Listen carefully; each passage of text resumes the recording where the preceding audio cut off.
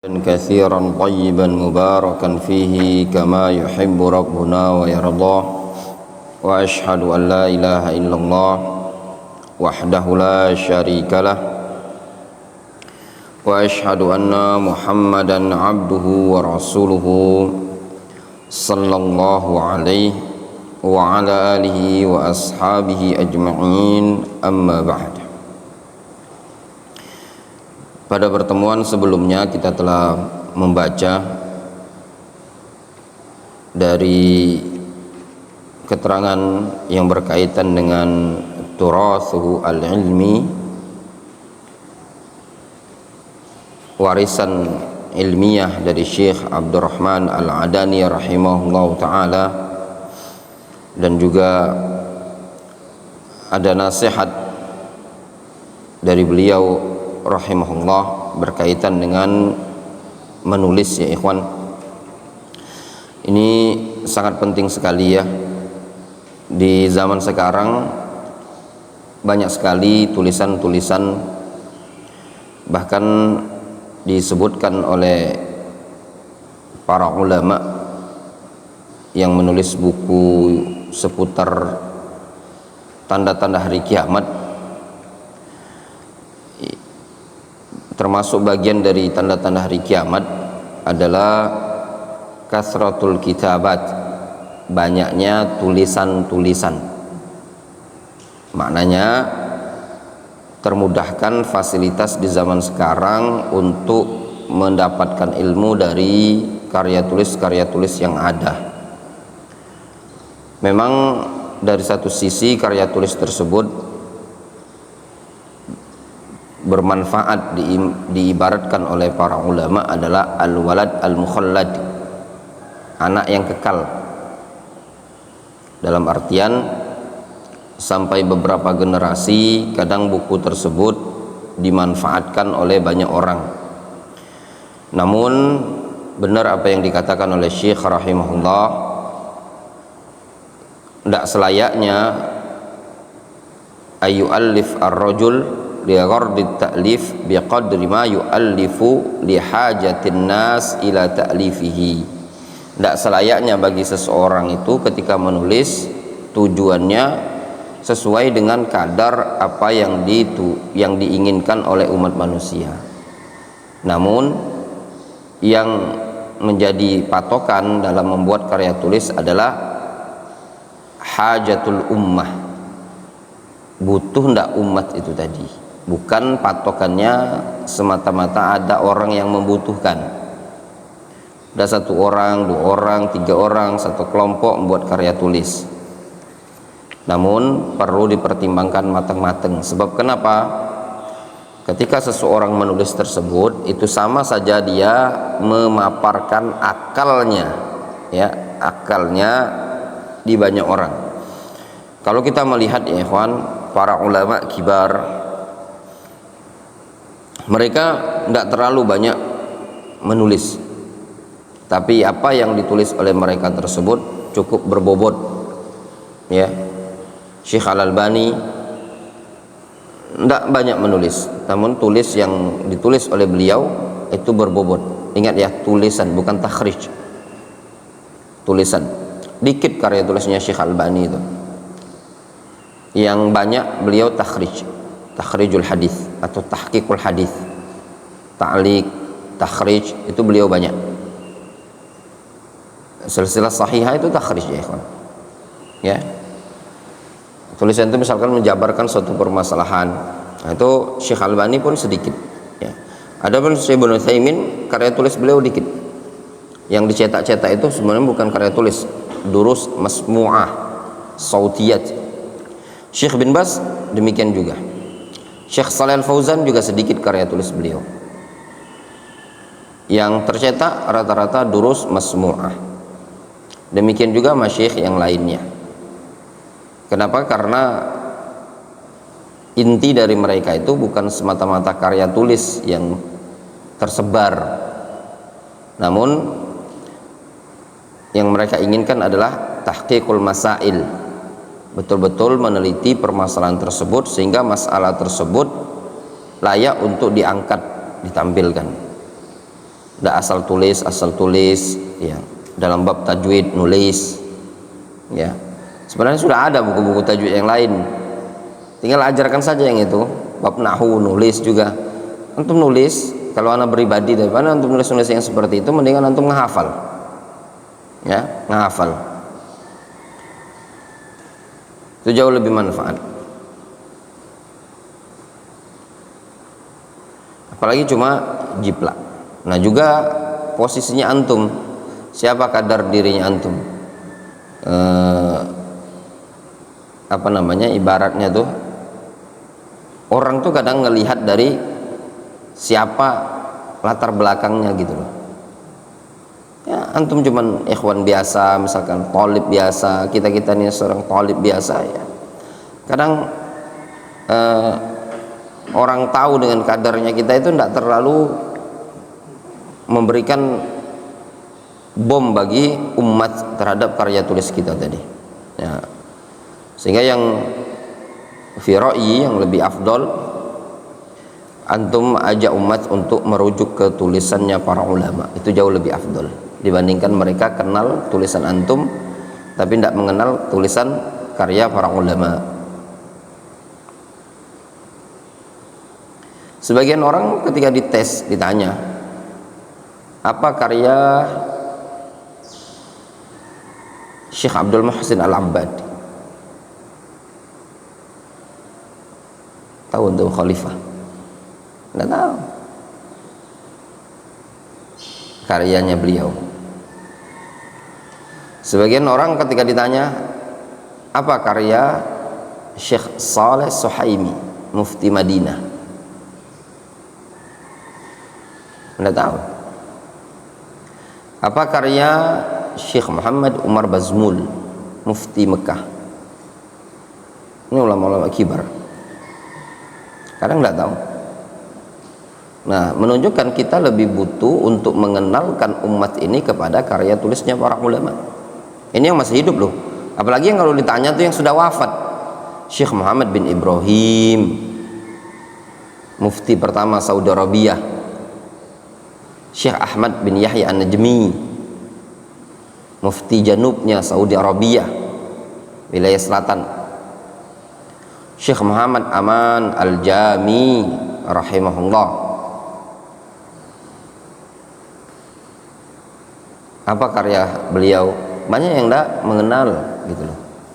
Sehingga fi nadhari yang lebih layak menurut ana pribadi, kita semua ini mengenalkan ulama kepada umat ini, kepada ikhwan, kepada para penuntut ilmu, sehingga mereka mengenal ulama mereka masing-masing.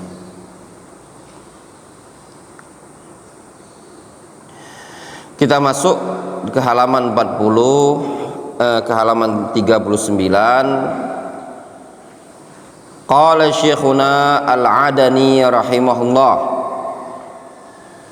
Muqaddimatus Syarih. Ini dari Syekh Abdullah ya. Adapun alhamdulillah itu dari Syekh Abdurrahman. Qala Syekh Abdurrahman Al-Adani rahimahullahu rahmatan wasi'ah.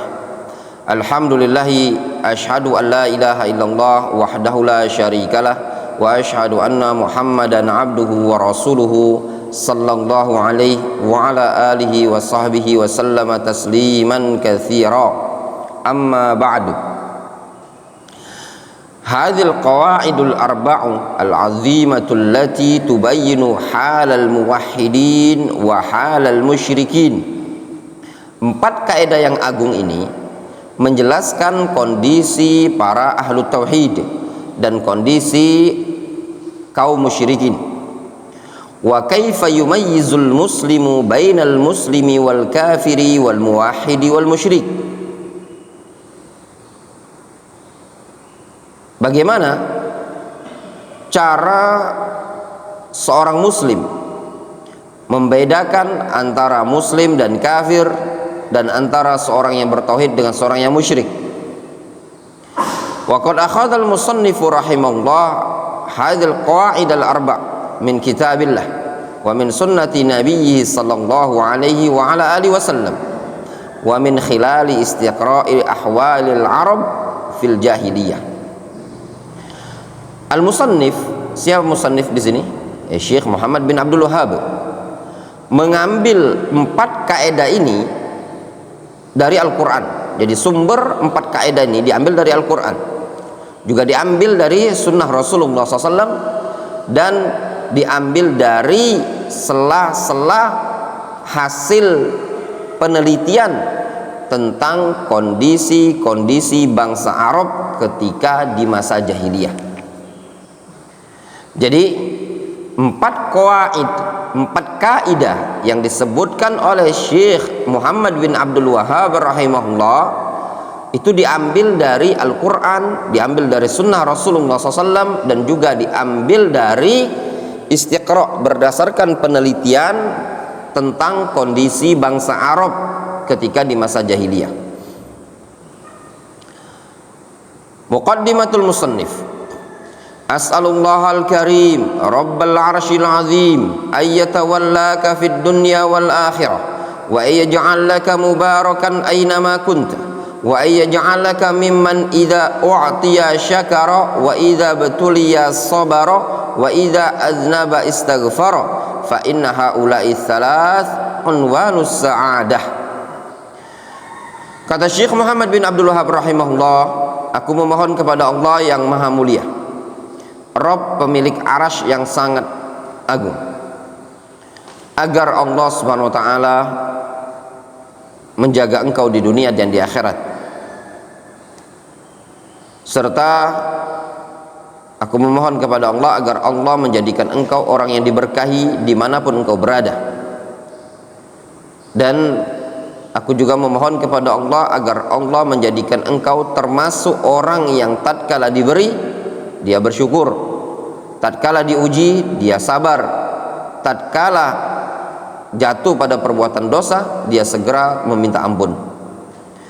Fa inna haula'i tsalath unwanus sa'adah, karena 3 perkara tersebut merupakan tanda-tanda kebahagiaan atau jalan-jalan kebahagiaan, alamat sa'adah. Ibtada al-musannifu hadhir risalah bihadzal du'a'il azim liman qara'a hadhin nubdzah. Ya.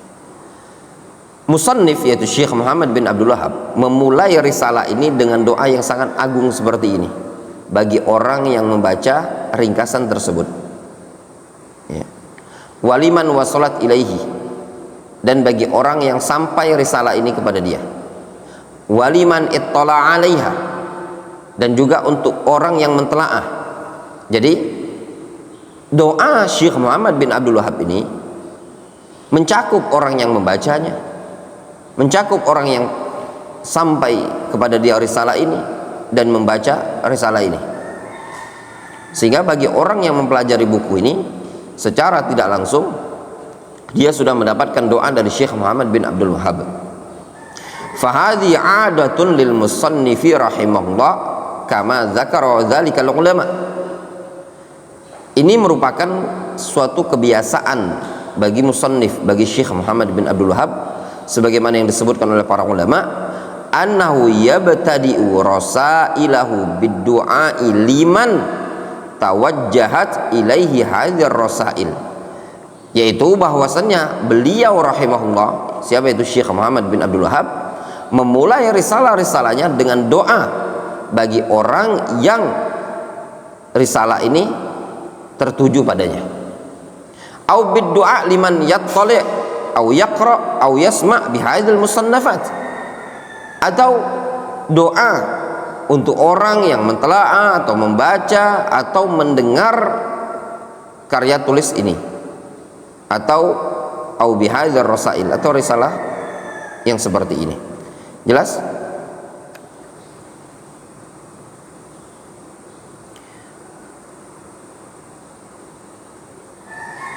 Antum lihat dari ta'liqnya, sebenarnya itu kalamnya Syekh Abdurrahman, namun subhanallah kalamnya Syekh Abdurrahman ini juga makna yang disampaikan oleh Syekh Abdurrahman ini juga tidak jauh dengan makna yang disebutkan oleh Syekh Saleh bin Abdul Aziz Al-Syekh di syarahnya beliau.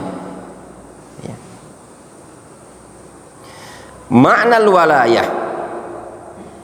Ma'nal walayah.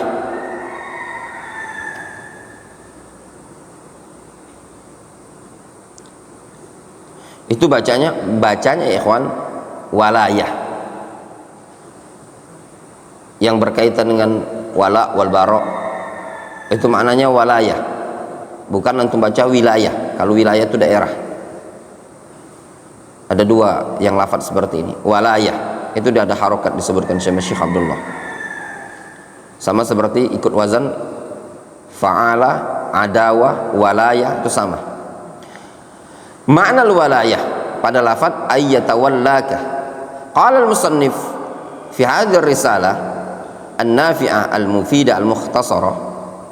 Al-musannif mengatakan dalam risalah ini, as'alullah al-karim rabbal arsyil azim ayyatawallaka fid dunya wal akhirah. Ma'lumun annal walayata hiya diddul adawah. Perkara yang sudah dimaklumi bahwasanya walayah itu adalah lawan dari adawah.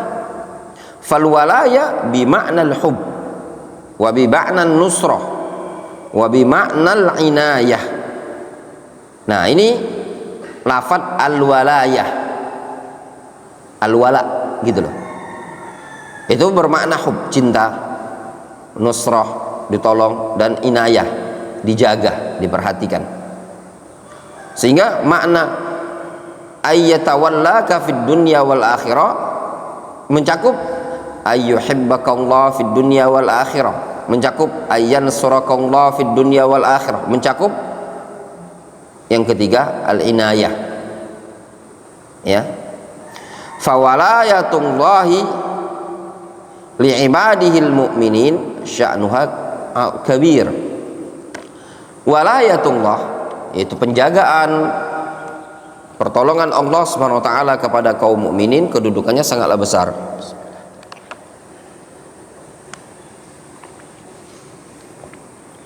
Wa amruha azim, dan perkaranya sangatlah agung. Fallahu azza wa jalla yatawalla umuma ibadihi bil walayatil ammah allati fiha tadbir wa tasrif. Allah yang menjaga, yang mengurusi seluruh hamba-hambanya dengan al-walaya al-amah. Apa makna al-walaya al-amah? Allati fiha tadbir wa tasrif, yang bermakna tadbir, pengaturan, ya, pengendalian. Itu wilayah amah. Wal qahr was sultan, dan kekuasaan, ya. Jadi ada walayatun amah. Al-walaya al-amah itu mencakup makna apa? Rububiyah. Simpelnya seperti itu. Wahya amatun li jami'il khalqi, dan itu umum, mencakup seluruh makhluk. Kama qala Allah azza wa jalla fi kitabihil karim, sebagaimana firman Allah dalam Al-Qur'anul Karim, tsumma ruddu ila Allahi maulahumul haq ala lahul hukmu wa huwa asra'ul hasibin. Kemudian kembalikanlah mereka kepada Allah, dialah Allah maulahumul haq.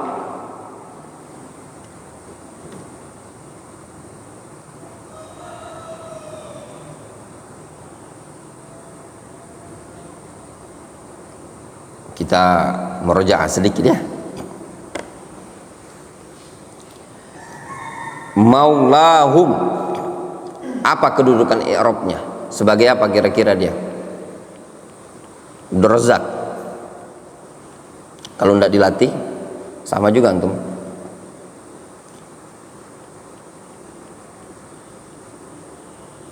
Apa kedudukan maulahumul haq? Lafaz maulahum.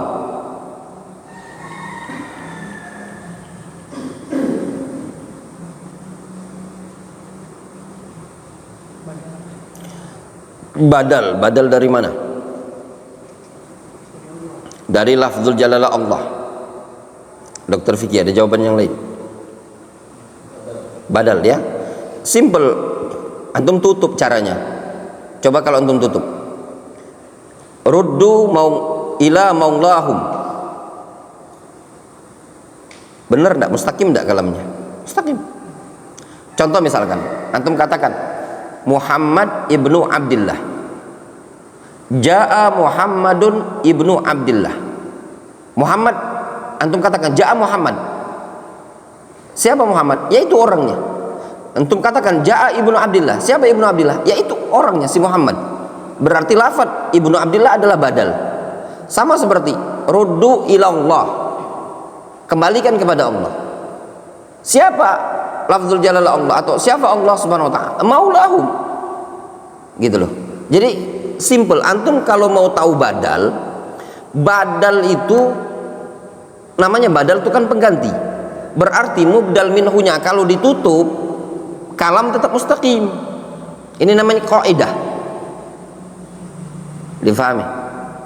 Kan badal itu kan adalah maknanya pengganti dari mubdal minhu. Sama seperti tamyiz. Antum ketika tutup tamyiz tersebut, tamyiz apa fungsinya? Menjelaskan zat. Kalau antum tutup tamyiz, antum tidak jelas. Jaa ra'aitu asyara ahadan, ya. Atau ra'aitu ishrin, aku melihat 20. Ra'aitu salasin, aku melihat 30. Apa 30 tuh? Masih mubham. Difahami? Ini namanya kaidah.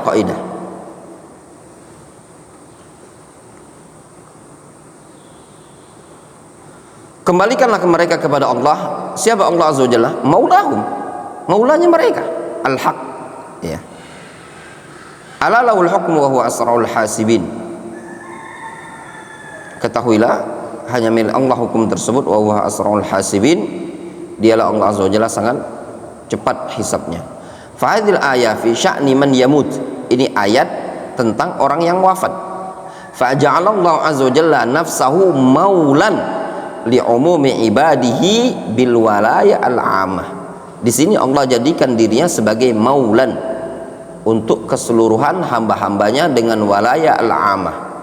Wa huwa aidan waliyun li ibadihil mu'minin al-muttaqin bil walaya al-khassah al-mutadammina lit taufiq fid dunya wal akhirah. Dan juga Allah azza wa jalla adalah walinya kaum mukminin al-muttaqin dengan walaya al-khassah yang mengandung makna taufiq di dunia dan di akhirat. Jelas? Jadi ada di sana walayatun ammah, ya. Walayatun ammah bermakna at-tadbir atau bermakna rububiyah. Ada di sana ada walayatun khassah bermakna an-nusra wal hub al mutadamminah lit taufiq fid dunya wal akhirah. Jelas? Itu simpelnya.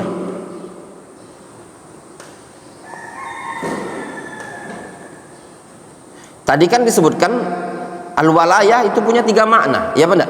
Di antara maknanya al hubbu wan nusra. Berarti al hubbu wan nusra masuk ke makna apa? Walayatun khassah. Yang kedua bi makna al inayah, berarti masuk ke walayah ammah. Kemudian samaratu walayatillahi li ibadihi fid dunya wal akhirah. Buah dari walayahnya Allah azza jalla kepada hamba-hambanya ketika di dunia dan di akhirat. Idza tawallaka rabbuna azza wa jalla fid dunya fa innahu yuthabbituka wa yu'inuka. Ya ikhwan, termasuk yang mudah, ya, di karya tulisnya orang-orang Yaman ini gampang, ya, mudah. Sama seperti Syekh Ibnu Utsaimin. Apa yang menyebabkan kosakatanya mudah dan gampang? Karena Syekh ngajar itu di hadapan orang yang beragam. Tidak semua orang Yaman, ada orang Badui, ada juga orang Indonesia, ya, kadang mereka, anak beberapa kali ngomong dengan mereka tuh, kadang mereka sengaja menafsirkan kalimat.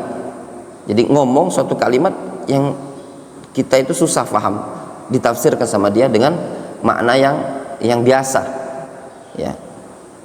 Dan itu metode juga di dalam berdakwah, harus memikirkan audiens, orang tuh paham enggak.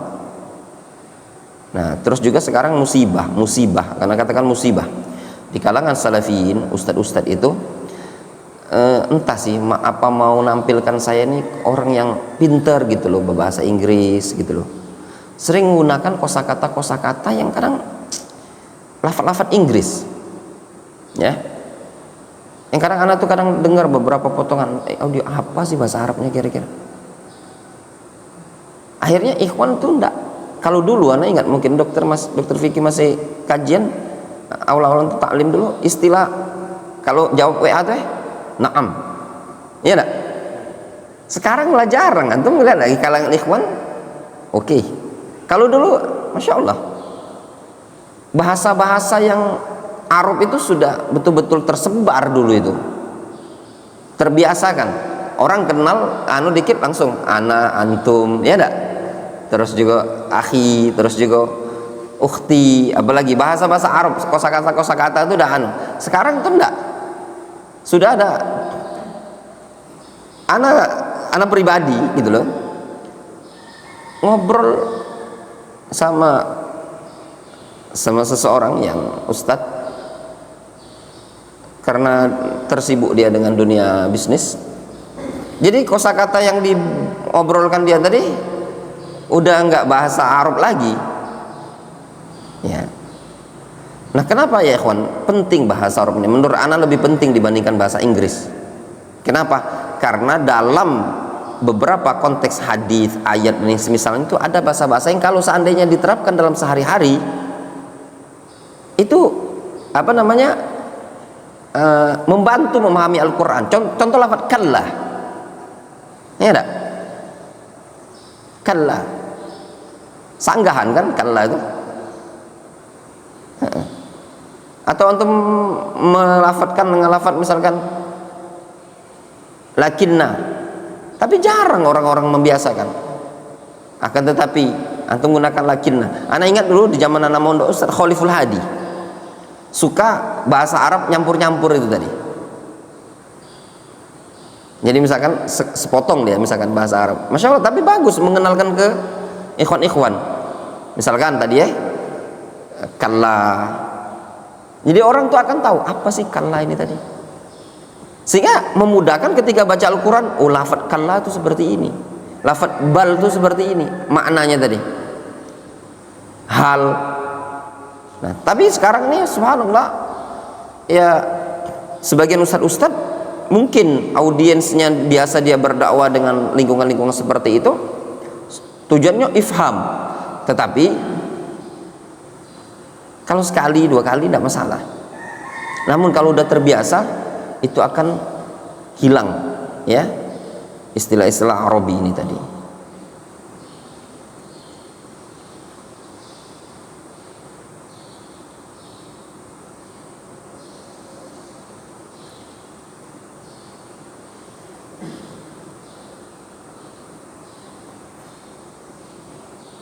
Contoh misalkan circle,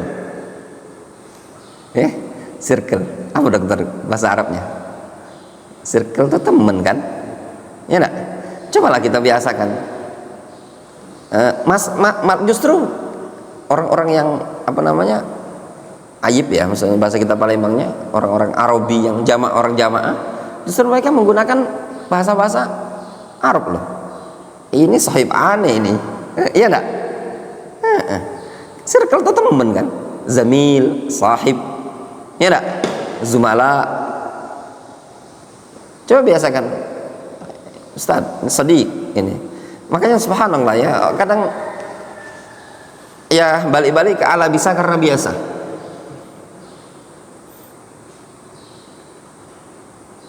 Kemudian untuk biasakan ya bahasa Arab, dibiasakan. Ya sekarang agak susah, ana juga agak susah. Memang karena lingkungan kita ini ikhwan-ikhwan juga belajar bahasa Arab minim gitu loh kan. Beliau mengatakan, idza tawallaka rabbuna fid dunya fa innahu yuthabbituka wa yu'inuka. Kalau Allah Subhanahu wa taala yang menjaga engkau di dunia ini, ya, maka Allah Subhanahu wa taala akan mengokohkan dan membantu engkau. Wa yuwaffiquka wa yahdika, serta memberikan taufik kepadamu dan memberikan hidayah kepada engkau. Wa yarzuquka al-ilma wal amal, dan memberikan rezeki kepada engkau berupa ilmu dan amal. Wa yahfazuka minaz zayghi wad dhalal wal inhiraf, dan juga Allah akan menjaga engkau dari penyimpangan dan kesesatan. Wa hadhihi turuq was sunan, dan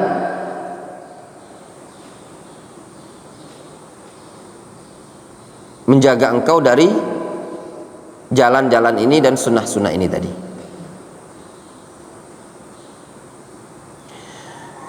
Fa idza waffaqakallahu azza wa jalla fid dunya su'idta bil hayatit thayyibah. Kalau engkau diberikan taufik oleh Allah di dunia, engkau akan bahagia di kehidupan dengan kehidupan yang baik.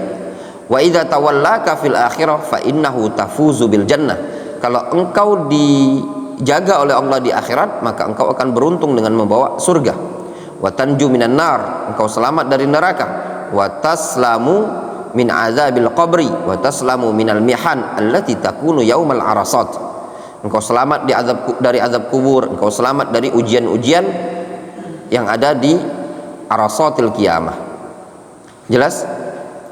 Intinya kata Syekh Abdurrahman rahimahullah, orang itu kalau dijaga oleh Allah di dunia dan di akhirat, kalau di dunia diberikan taufik, diberikan ilmu, ya, diberikan keistiqomahan sehingga bahagia dia di dunia, nanti dampaknya di akhirat dia akan diselamatkan dari neraka dan dimasukkan ke dalam surga. Itu kesimpulannya.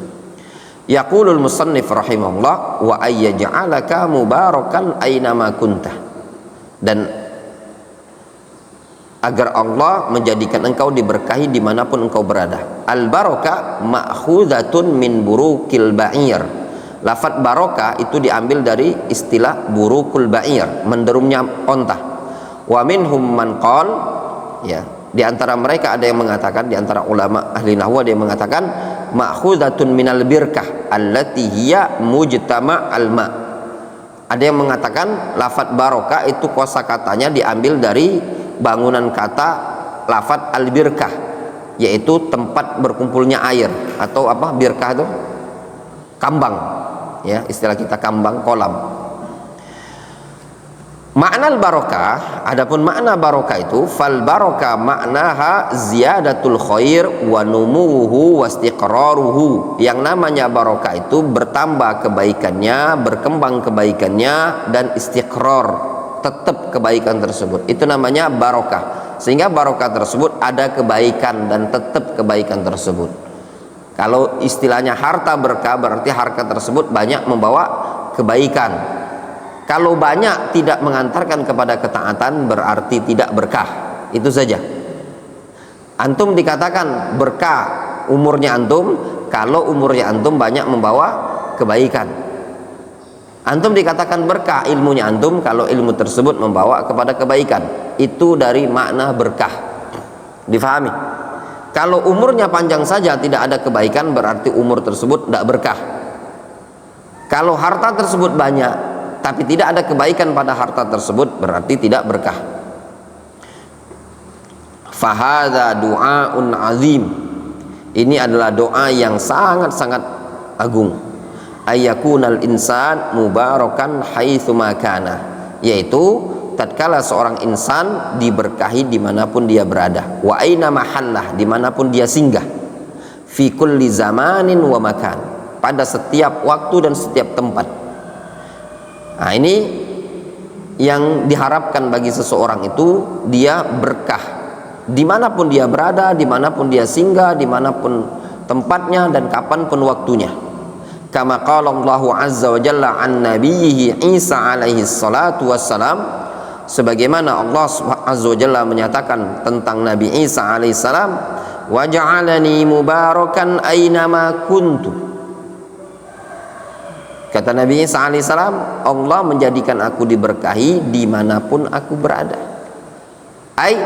Nah lihat kata Syekh Abdurrahman, antum perhatikan di sini.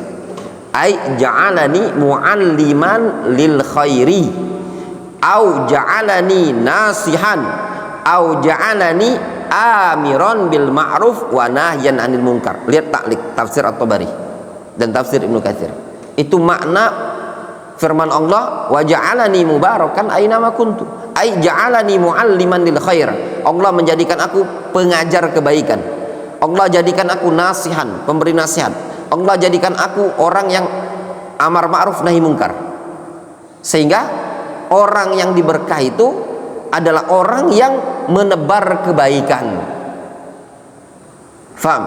Berarti ketika antum belajar kemudian dari ilmunya antum tadi bisa antum ajarkan kepada orang lain, ya, baik dalam bentuk pengajian, dalam bentuk ceramah, khutbah ataupun amar ma'ruf nahi mungkar, ataupun intinya perkara tersebut bisa antum ajarkan kepada orang lain. Berarti antum adalah orang yang diberkahi. Difahami? Ngajar itu kan macam-macam. Bisa juga antum khalifah sambil kerja antum masukkan pelajaran ke orang, bisa enggak? Bisa. Antum kasih nasihat dia, Bu, banyak-banyak berdoa kepada Allah. Kalau mau berdoa, doalah kepada Allah. Nabi SAW pernah mengatakan kepada Abdullah bin Abbas, idza sa'alta fas'alillah. Kalau engkau ingin meminta, minta kepada Allah Azza wa Jalla. Allah Subhanahu wa taala mengatakan dalam Al-Qur'an, ud'uni astajib lakum. Berdoalah kepadaku, aku akan kabulkan. Bisa. Seorang medis, seorang dokter itu bisa sambil berdakwah. Justru dia lebih banyak berdakwahnya dibandingkan kita. Dokter kalau setiap pasien datang berobat disuruh berdoa dan berdakwah dengan cara berdakwah itu luar biasa. Kalau dokter praktik sampai sehari dia ada 100 orang, berarti 100 orang antum dakwai. Sedangkan anak yang dakwah cuma berapa nih? Pengajian malam cuma berapa? Kalau mau berdakwah, lihat dia ngajak orang lain nanti dapat dari kita tadi. Jadi menebar kebaikan ya ikhwan. Makanya sama seperti anak bilang sama antum, anak ya ikhwan, ya mungkin kalau berinfak itu tidak sampai miliaran, ya, tidak sampai miliaran. Tapi insya Allah pahala anak untuk infak sudah sampai miliaran. Dari mana? Nabi SAW mengatakan, man dalla ala khairin falahu mithlu ajri fa'ilihi. Siapa yang menunjukkan kebaikan kepada orang lain, dia mendapatkan pahala seperti pahala orang yang melakukannya. Ada orang butuh kitab, ayo akhi, ikhwan, bantu para penuntut ilmu. Ternyata infaklah mereka 500.000. Karena dapat pahala 500.000 berinfak. Butuh semen, anak ajak orang lain. Antum tidak pernah kepikir seperti itu? Ya tidak pernah kan? Tidak mikir. Makanya sering anak ngomong sama antum jangan sungkan melakukan kebaikan itu tadi terbatas pada dirinya antum. Anak tidak mampu, tidak, ajak orang lain. Anak ngajak ya orang, ya infak segala macam, kita bantu kawan-kawan yang di Yaman segala macam itu tadi. Anak ini jujur, anak kalau mau infak pribadi, duitnya mana nih? Ya enggak? Sedangkan kita itu dituntut untuk beramal soleh. Mungkin anak ngajak orang lain. Itulah ada penuntut ilmu, butuh dibantu sama ikhwan. Apa kata Nabi SAW? Man dalla ala khairin falahu mithlu ajri fa'ilihi. Barang siapa yang menunjukkan orang lain kepada suatu kebaikan, dia mendapatkan pahala seperti pahala orang yang melakukannya.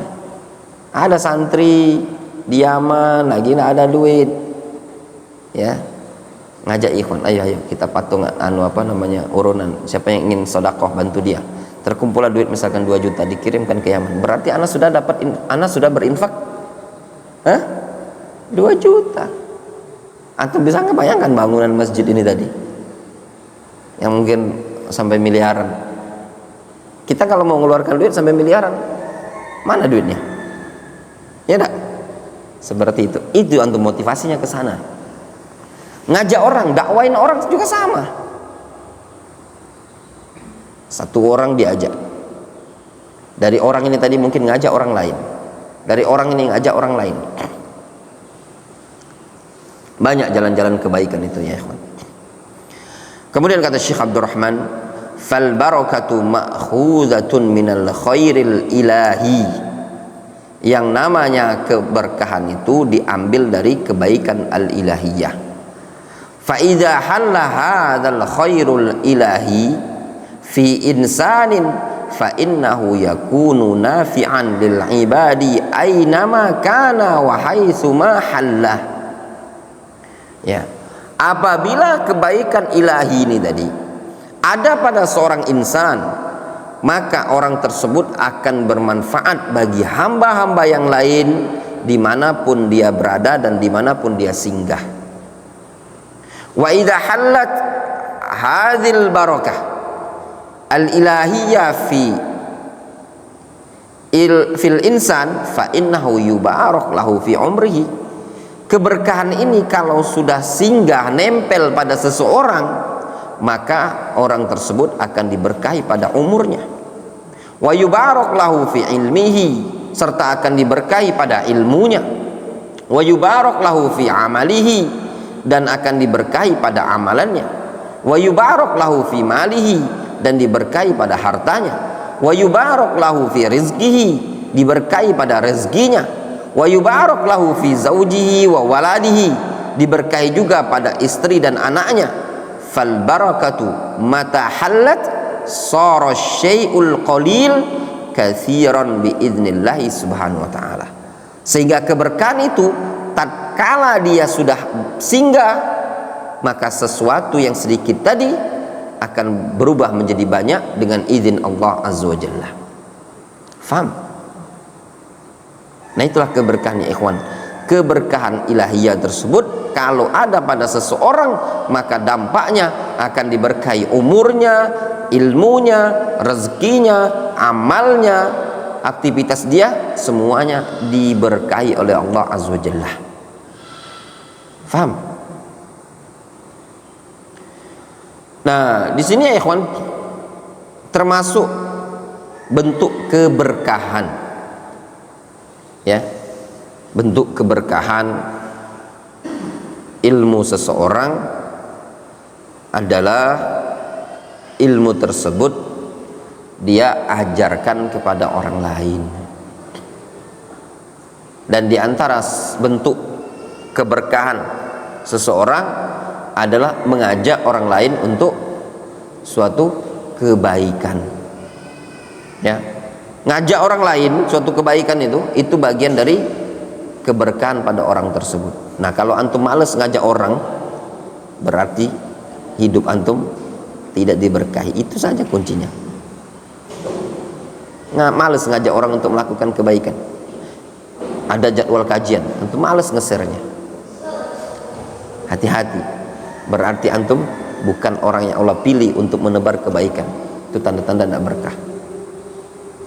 Antum malas untuk ingkarul mungkar, malas untuk memerintahkan perkara yang ma'ruf, berarti bukan atau tidak ada keberkahan pada diri antum. Tadi kan disebutkan kan yang namanya